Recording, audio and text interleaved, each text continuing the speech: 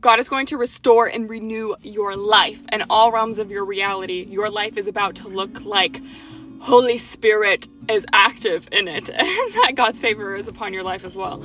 So the thing that the whole world isn't talking about, though, is that you need to be pursuing Jesus Christ. You need to be running towards Jesus Christ, being like Jesus. And how we do this is through purifying ourselves through the strength that Jesus gives us. So what does that look like? Purifying our thinking, our speaking, our being, because that is our free will in some sorts, and that is what is aligning us with an amazing reality of fruit and prosperity in all realms of our life and our health and our relationship and our friendships and our family, all of that. Or it looks like a life that has maybe material gain, or maybe one realm of our life is winning but everything else is completely destroyed. There's weeds and everything else. That's why it says in the Bible, it says that do not be deceived, a man reaps what they sow. Because what are we sowing? How are we sowing? Is we're sowing through how we're thinking, how we're speaking, how we're being in our choice, right? So you have to know that you have a choice. You've chosen to live the life that you're living. And even if there's been trauma, if there's been darkness, right, we have to forgive, and then God will make you new. God will basically give you a whole new mind and a new perspective on seeing how that pain is going to be part of your purpose. So we're doing a study in 1 John, and we've done chapter 1 and half of chapter 2. We're going to be finishing chapter 2 today.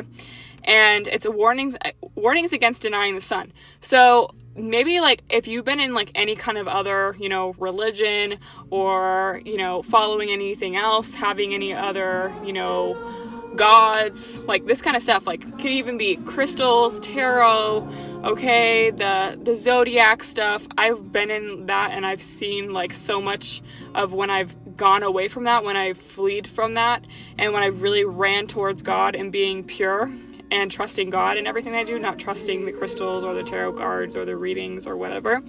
That's when my life really started to shift, and I really started to heal, and I really started to be aligned with God and living in my purpose, and God began to prosper me. So that is really the tease. You can't have any other anything. It's God, it's Jesus Christ, it's following purity in Jesus Christ, or absolutely nothing. So Jesus is who teaches us to be pure, and that's what we're here learning here in 1 John. So when we deny Jesus Christ as our Lord and our Savior, or as the Savior of the world, then that's when a lot of crazy stuff starts to happen. And that's why they want you, a little into New Age, or a little into this other religion, or thinking that, maybe the Bible isn't all the truth. Well, it doesn't matter.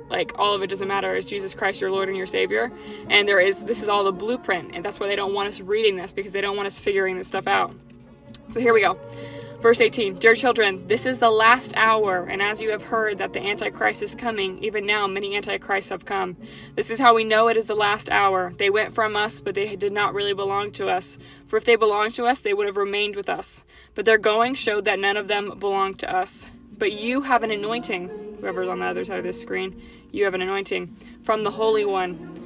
And all you know the truth. I do not write to you because you do not know the truth, which is Jesus Christ as our Lord and our Savior, but because you do know it, and because no lie comes from the truth. Who is a liar? It is whoever denies that Jesus is the Christ. Such a person is the Antichrist, denying the Father and the Son. No one who denies the Son has the Father. Whoever acknowledges the Son has the Father also. As for you, see that what you have heard from the beginning remains in you. If it does, you will also remain in the Son and in the Father. And this is what he promised us, eternal life. Okay, so let's break this down, because this was a huge moment for me. 1 second. I have my family that's we're ready to go get matcha. So, but I just wanted to finish this video with you guys. So we have to realize, think of the most loyal person you know in your life. And when they make a promise, and you know that they will come through no matter what. This person makes a promise, and it is they're there no matter what. So think of how if God made a promise to us, right? God makes a promise to us that we have eternal life, but what is the key thing here? If we remain in him. So that means that we're pursuing Jesus. We are pursuing being like Jesus, how we're thinking, how we're speaking, how we're being, what we're watching, what we're reading, what we're listening to. And we're not perfect. So sometimes we will slip. And when we do slip, we go into repentance right away. Repentance, forgiving right away. Boom, boom, boom. God, forgive me. I repent for X, Y, and Z, whatever it is. And then now you don't go back to that. You choose to be better every single day. Every single decision you make, you're choosing to be pure or better. What would Jesus do, right? So you have eternal life if you remain in him, in the ways of Jesus. And when you don't, when you slip, you repent. Okay, they're almost one second, almost done. 1 second.